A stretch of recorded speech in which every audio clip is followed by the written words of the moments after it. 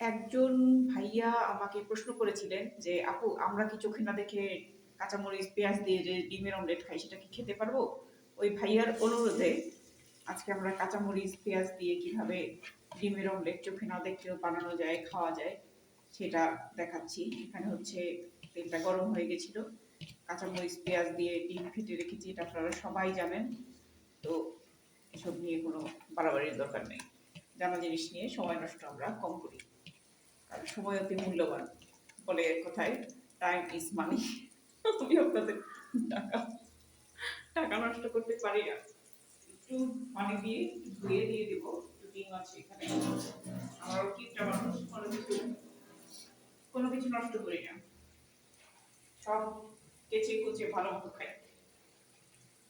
কোথায় আছে কিপটার হাত থেকে পানি পড়ে শুনছেন নাকি এমন কথা আমি শুনি নাই।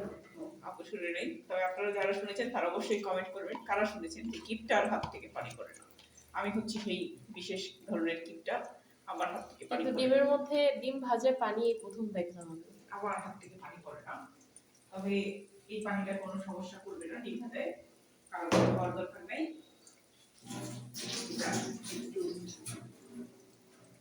এখন ডিমটাকে আমি ঢাকা দিয়ে দেবো যাতে করে নিচের সাইডটা একটু শক্ত শক্ত হয়ে যায় ভালো মতো, এতে করে যেটা হয়। আচ্ছা, এখন আমি হচ্ছে ডিমটাকে ঢাকা দিয়ে দেবো। কেন সেটা বলছি। কারণ আমি যেহেতু ডিমটাকে চোখে না দেখে উল্টাবো, সেই সময় ডিমটা নিচ থেকে একদম ভালো মতো শক্ত শক্ত ভাজা ভাজা হয়ে যাবে এবং উল্টানোর সময় ডিমটা ভেঙেও যাবে না এবং হচ্ছে কোনো রকমের কোনো ঝামেলাও করবে না ডিমটা, ঠিক আছে? তো এই সাইডে আমার পেঁপের রান্না হচ্ছে, ওটার শব্দ আপনারা পাচ্ছেন, আর এদিকে ডিমের চুরচুর শব্দ পাচ্ছেন।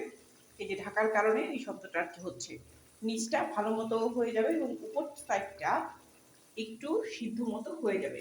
সেই ক্ষেত্রে চোখে না দেখে সুন্দর করে একটা বড় চামচ দিয়ে আমি উল্টাবো ডিমটাকে। এই সব চামচ দিয়ে তরকারি রান্নার সময় বা তরকারি ওঠানোর সময় আপনারা ইউজ করেন, ঠিক আছে? আমি এইসব বলছি এই কারণে, কারণ আমার ভিডিওটা তো দৃষ্টি প্রতিবন্ধী ভাই বোনেরা দেখবেন ওনাদের শেখার জন্য। তো ওই চামচটা দিয়ে যখন উল্টাতে যাবেন তখন কিন্তু কোনো রকমের ডিমটায় সমস্যা হবে না, ঠিক আছে? এখন একটু পজ করি, একটু পরে আসছি। এখন হচ্ছে আমরা ডিমটা উল্টাবো, সেই জন্য আমি চামচ নিয়ে আসছি। তারপরে ডিমটা উল্টাবো। এই যে ডিমের ভাজা ঘ্রাণও পাচ্ছি আমি, আর নিচের সাইডটা যে ভাজা হয়ে গেছে সেই শব্দ আমার কানে যাচ্ছে ঠিক মতো, ঠিক আছে? তো উল্টানো হয়ে গেল। এই যে দেখেন পুরাটা কিন্তু ভাজা হয়ে গেছে। এখন আর ওই সাইড নিয়ে অত চিন্তা নাই, আর ঘুরানো ফিরানোর কোনো ব্যাপার স্যাপার নাই। এখানে হয়ে যাবে। চুলা এখন বন্ধ করে দিতে হবে, কারণ নাহলে আবার বেশি জ্বালাও পোড়াও কর্মসূচি হয়ে যেতে পারে। তো এখানে ডিম ভাজার ভিডিও নিয়ে টাটা করছি। আশা করছি কারো মনে আর কোনো রকমের কনফিউশন থাকবে না। চোখে না দেখে ডিম ভাজা খাওয়া যাবে কি যাবে না। টাটা।